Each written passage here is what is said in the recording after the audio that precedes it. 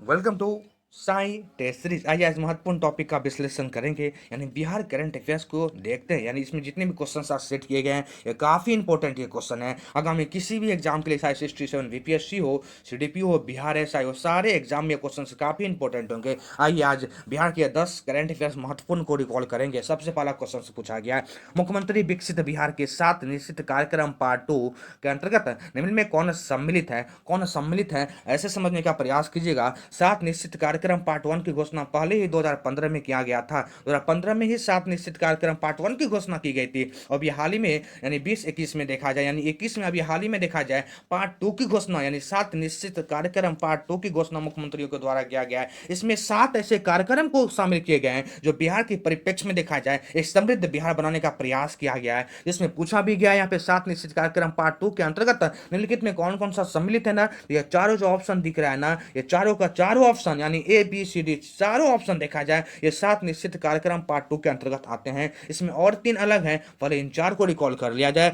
इसमें देखा जाए महिला के बारे में सशक्त महिला समक्ष महिला एक ऑप्शन दिया गया है, ऑप्शन नंबर 1 यह इसमें सम्मिलित है। दूसरा देखा जाए हर खेत को सिंचाई के लिए पानी, यह भी 7 निश्चित कार्यक्रम पार्ट 2 में सम्मिलित है। स्वच्छ गांव समृद्ध गांव, यह भी 7 निश्चित कार्यक्रम पार्ट 2 में सम्मिलित है। सुलभ संपर्कता, यह भी देखा जाए इसमें सम्मिलित है। और 3 जो अलग है इसमें जो ऑप्शन में नहीं दिया गया है उसमें युवा शक्ति, बिहार की प्रगति, स्वच्छ शहर, विकसित शहर, सबसे सबके लिए स्वास्थ्य सुविधाएं, ये 7 जो कार्यक्रम है ना, ये बिहार को सशक्त बनाने का प्रयास किया गया है, बिहार को समृद्ध बनाने का प्रयास किया गया है, जो मुख्यमंत्री के द्वारा ये निश्चित कार्यक्रम पार्ट 2 में घोषणा की गई है। तो इस क्वेश्चन में पूछा गया था कि कौन कौन सा सम्मिलित है, तो ध्यान देना है इसमें चारों का जो चारों ऑप्शन दिया गया है ये चारों इसमें सम्मिलित है, प्लस और 3 योजना अलग से भी इसमें जो ऑप्शन में नहीं दिए गए हैं जो है युवा शक्ति, बिहार की प्रगति, स्वच्छ शहर, विकसित शहर, सबके लिए स्वास्थ्य सुविधाएं, यह 3 और ये 4 यानी 7 निश्चित कार्यक्रम बिहार को आगे बढ़ाने का प्रयास कर रहा है जो मुख्यमंत्री के द्वारा पार्ट 2 में इसकी घोषणा की गई थी। तो इस क्वेश्चन का आंसर देखा जाए तो इनमें से सभी यानी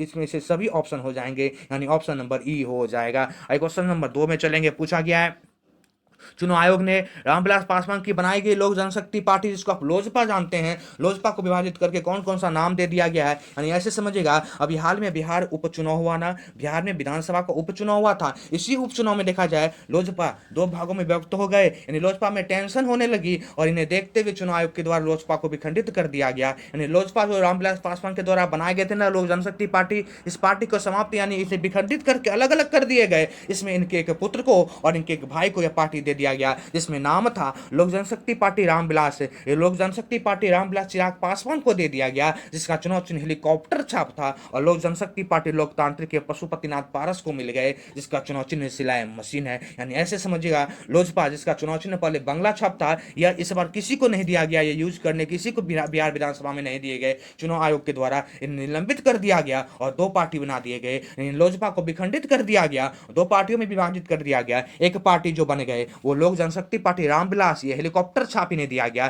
चिराग पासवान को मिल गई ये पार्टी। और लोक जनशक्ति पार्टी लोकतांत्रिक, ये सिलाई मशीन इन्हें मिला और ये देखा जाए पशुपतिनाथ पारस को दे दिया गया। तो इस क्वेश्चन में पूछा गया था कौन कौन सा नाम दिया गया ना, तो ऑप्शन नंबर बी और ऑप्शन नंबर सी दोनों इस क्वेश्चन का आंसर हो जाएगा। आगे क्वेश्चन नंबर 3 में चलेंगे। पूछा गया है टोक्यो पैरा ओलंपिक के पुरुष ऊंची कूद में कांस्य पदक जीतने वाले किस बिहार वासी को अर्जुन पुरस्कार देने की घोषणा की गई है। अभी हाल ही में आपने देखा होगा 13 नवंबर को राष्ट्रपति के द्वारा राष्ट्रपति भवन में विशेष कार्यक्रम आयोजित किए गए थे, जिसमें इस बार खेल रत्न पुरस्कार दिए जा रहे थे। खेल रत्न पुरस्कार में देखा जाए इस बार बिहार के 2 ऐसे लाल जो खेल में अव्वल हुए और जिन्होंने पैरा ओलंपिक में अपने पताका फहराए थे, इसमें 2 नाम इंपॉर्टेंट है। पहला नाम प्रमोद भगत का आपने नाम सुना होगा और दूसरा नाम शरद कुमार का आपने नाम सुना होगा। प्रमोद भगत को इस बार देखा जाए तो मेजर ध्यानचंद्र खेल रत्न अवार्ड दिया गया, जिसे आप राजीव गांधी खेल रत्न अवार्ड के जानते हैं। बहुत ही इंपॉर्टेंट ये क्वेश्चन आगामी एग्जाम के लिए याद रखनी है।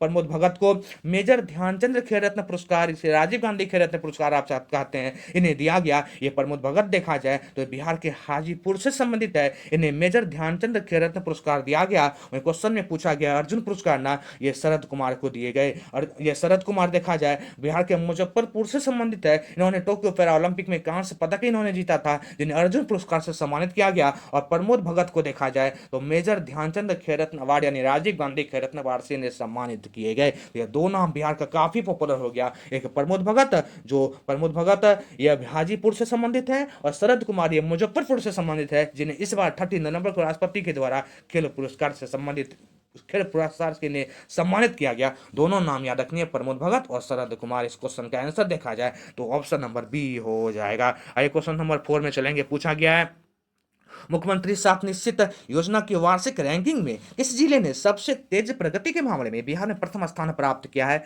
बिहार में प्रथम स्थान प्राप्त किया गया है। अभी हाल ही में अभी जस्ट ऊपर हम एक क्वेश्चन को डिस्कस किए थे, मुख्यमंत्री सात निश्चित कार्यक्रम पार्ट 2, उसी में देखा जाए यहाँ बोला गया है इसी पार्ट 2 में बिहार का कौन सा ऐसा जिला है जो तीव्र प्रगति कर रहा है, यानी सातों निश्चित कार्यक्रम को, सातों निश्चित योजनाओं को ये तीव्र गति से लागू कर रहे हैं। ये जो जिला है ना ये सुपौल है। ये सुपौल देखा जाए बिहार में ऐसे जिला हैं जो काफी प्रगति कर रहा है, यानी ऐसे समझिएगा पार्ट 1 की जब घोषणा की गई थी, मुख्यमंत्री सात निश्चित योजना पार्ट 1 की जब घोषणा की गई थी उसमें सुपौल काफी पीछे थे, लेकिन इस बार इन्होंने तीव्र प्रगति किया और पार्ट 2 में देखा जाए ये सातों योजनाओं को लागू करने वाला ये सुपौल ऐसा पहला जिला बन गया जो बिहार में प्रथम स्थान पे आ गए और काफी प्रगति कर रहे हैं ये पार्ट 2 में। यानी मुख्यमंत्री सात निश्चित योजना पार्ट 2 में ये लागू करने वाला और तीव्र गति से उसमें काम करने वाला भी जिलों में देखा जाए ये सुपौल प्रथम स्थान पे आ गए। दूसरे तीसरे चौथे भी स्थान को रिकॉल कर लें। दूसरे स्थान पे देखा जाए सात निश्चित योजनाओं को लागू करने वाले और तीव्र गति से काम करने वाले में देखा जाए मुजफ्फरपुर को सेकंड स्थान दिया गया है, किशनगंज को तीसरे स्थान पर रखे गए हैं और लखीसराय को चौथा स्थान दिया गया है और 5वें स्थान पे बांका जिला को दिया गया है।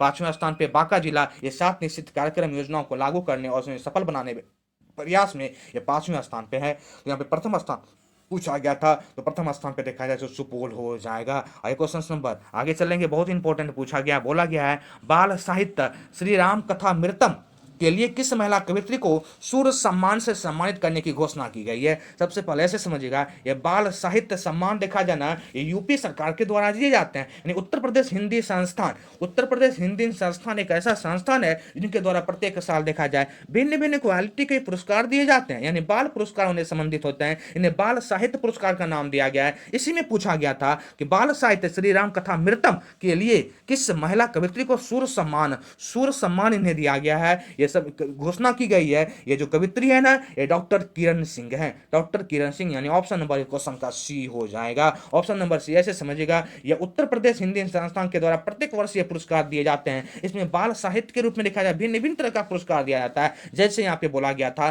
श्री राम कथा मृतम के लिए किस महिला कवित्री को सूर्य सम्मान जो दिए गए, सूर्य सम्मान की ओर से देखा जाए यानी कवित्री को वो डॉक्टर किरण सिंह को दिया गया। और भी भिन्न भिन्न यहाँ पे सम्मान दिए जाते हैं जिसका नाम रिकॉल कर दूं। सबसे पहले महात्मा गांधी साहित्य सम्मान भी यहीं पे दिए जाते हैं, यानी उत्तर प्रदेश हिंदी संस्थान के द्वारा बाल साहित्य में ही महात्मा गांधी साहित्य सम्मान भी ऐड किया गया है, जो दिए गए इस बार ना डॉक्टर महेंद्र मधुकर को दिया गया है। यानी ऑप्शन नंबर 1 में जो नाम दिए गए डॉक्टर महेंद्र मधुकर, इन्हें महात्मा गांधी साहित्य सम्मान दिया गया। और राहुल शिवाय को देखा जाए तो इन्हें हरिवंश राय बच्चन युवा गीतकार सम्मान से इस बार उत्तर प्रदेश हिंदी संस्थान के द्वारा इन्हें सम्मानित किया गया है। और इस क्वेश्चन में पूछा गया था सूर्य सम्मान से किन्हें सम्मानित किया गया, डॉक्टर किरण सिंह को सम्मानित किए गए हैं। इस क्वेश्चन का आंसर नंबर सी हो जाएगा।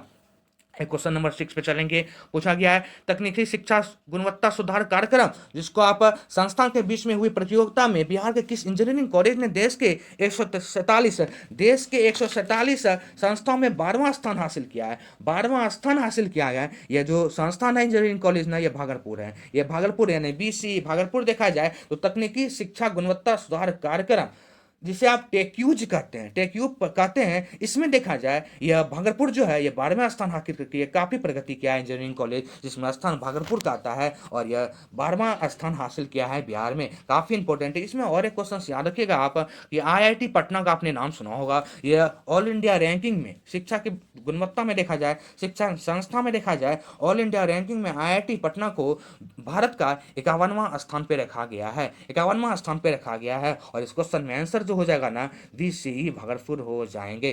क्वेश्चन नंबर 7 पे चलेंगे जो इंपॉर्टेंट पूछा गया, बोला गया है ग्रामीण विकास विभाग की जारी रैंकिंग के अनुसार बिहार में PM आवास और मनरेगा के तहत रोजगार मुहैया कराने में किस जिले ने प्रथम स्थान प्राप्त किया है? सबसे पहले ऐसे समझिएगा PM आवास और मनरेगा के तहत रोजगार मुहैया। ये पीएम आवास और मनरेगा क्या है, इस चीज को पहले समझ लें। सबसे पहले आपको ये पता होगा, इंदिरा गांधी आवास योजना पहले लागू किए गए थे, बहुत पहले से इंदिरा गांधी आवास योजना लागू किया गया है, लेकिन इसका नाम चेंज कर दिया गया 2016 से। इसका नाम चेंज करके पीएम आवास योजना कर दिया गया है। याद रखिएगा, इंदिरा गांधी आवास योजना जो आप लोग कहते हम लोग कहते हैं ना, इसका नाम 2016 से ही चेंज करके पीएम आवास योजना कर दिया गया। और हाल ही में इसमें मनरेगा को भी ऐड कर दिया गया। इसमें पूछा गया है कि मुहैया कराने में, यानी रोजगार मुहैया कराने में जिले में प्रथम स्थान जो हासिल किया है ये भोजपुर है। ये भोजपुर देखा जाए पीएम आवास और मनरेगा के तहत रोजगार मुहैया कराने में बिहार का ये प्रथम जिले में, यानी प्रथम जिले में प्रथम स्थान पे आ गया, ये भोजपुर है। आइए और भी जिले को रिकॉर्ड कर दें।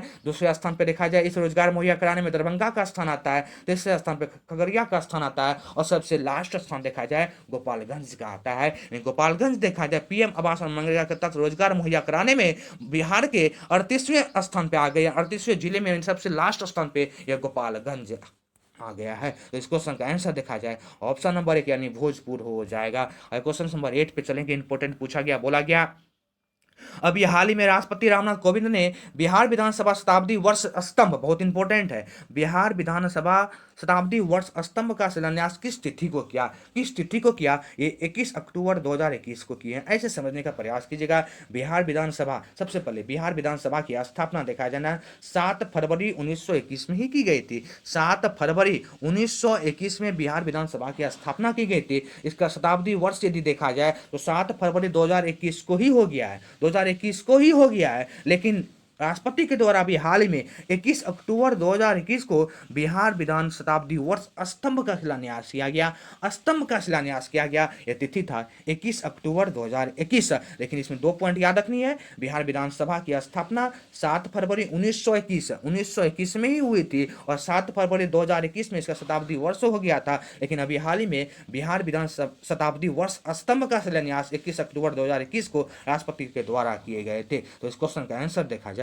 तो 21 अक्टूबर 2021 ऑप्शन नंबर बी हो जाएगा। और क्वेश्चन नंबर 9 में चलेंगे। पूछा गया है बिहार में कोरोना टीकाकरण का लक्ष्य 6 करोड़ का आंकड़ा किस तिथि को पूरा हो गया? ऐसे समझने का प्रयास कीजिएगा कि बिहार में एक लक्ष्य रखा गया था। लक्ष्य ऐसे यानी 16 जनवरी 2021, यह डेट काफी इंपॉर्टेंट है, याद रखनी है। 16 जनवरी 2021 को बिहार में टीकाकरण अभियान की शुरुआत की गई। लेकिन 21 जून 2021 को यहाँ पे यह कहा गया कि प्रत्येक मास 1-1 करोड़ टीकाकरण किया जाएगा, यानी 6 मंथ में 6 करोड़ की योजना बनाई गई थी। यहाँ बोला गया है बिहार में कोरोना टीकाकरण का लक्ष्य 6 करोड़ का आंकड़ा किस तिथि को पूरा हो गया ना? ये जो पूरा हो गए 9 अक्टूबर 2021 को, 9 अक्टूबर 2021 को ये पूरी हो गए। यानी 9 अक्टूबर 2021 को ही देखा जाए बिहार में 6 करोड़ का आंकड़ा पार कर दिया गया है कोरोना टीकाकरण में। यानी 6 करोड़ से भी ज्यादा टीकाकरण यहाँ पे हो गए हैं। और दिसंबर तक यहाँ पे योजना बनाई गई है कि 8 करोड़ से भी ज्यादा टीकाकरण कर दिया जाए। यानी अभी ऐसे समझने का प्रयास कीजिएगा, भारत में देखा जाए, भारत की परिदृश्य में सबसे अधिक टीकाकरण में, यानी सबसे अधिक टीकाकरण जिस राज्य में हुआ वो यूपी है। यूपी में लगभग देखा जाए अभी लगभग 12 करोड़ के आसपास टीकाकरण हो चुके हैं। यानी यूपी प्रथम स्थान पे है और बिहार का जो रैंक आता है ना भारत में टीकाकरण में, वो 6ठे स्थान पे बिहार आते हैं। 6ठे स्थान पे यहाँ पे लगभग देखा जाए 6 करोड़ से ज्यादा टीकाकरण किए जा चुके हैं। तो बिहार का रैंक भारत में 6ठे स्थान पे और सबसे अव्वल स्थान पे यूपी का नंबर आता है, जो टीकाकरण में सबसे अव्वल स्थान पे है। यहाँ पूछा गया था किस तिथि को 6 करोड़ का आंकड़ा पार कर गया है ना, तो ऑप्शन नंबर 1 इस क्वेश्चन का आंसर हो जाएगा। क्वेश्चन नंबर लास्ट में चलेंगे। बोला गया है बिहार को HIV एड्स को किस तिथि तक समाप्त करने का लक्ष्य निर्धारित किया गया है ना, 2030 तक। यानी बिहार से HIV एड्स को समाप्त करने का जो लक्ष्य रखा गया ना 2030 तक में बोला गया है बिहार से HIV को पूरी तरह से समाप्त कर दिए जाएंगे। तो ये सभी क्वेश्चन बिहार के आगामी एग्जाम के लिए काफी इंपॉर्टेंट होगा। ये सभी क्वेश्चन करंट अफेयर्स के परिदृश्य से काफी इंपॉर्टेंट है और ये सारे क्वेश्चन आगामी एग्जाम के लिए बहुत ही महत्वपूर्ण होंगे। थैंक यू दोस्त, आज वीडियो करंट अफेयर्स के सीरीज में इतना ही। फिर मिलेंगे आपसे किसी नेक्स्ट करंट के सीरीज में। आप इस सीरीज को बार बार रिकॉल करने का प्रयास कीजिए और इन्हें लिखने का भी प्रयास कीजिए, जो आपको महत्वपूर्ण यानी याद हो जाएंगे। थैंक यू, फिर मिलते हैं आपसे नेक्स्ट करंट के सीरीज में। आज इतना ही, बाय बाय।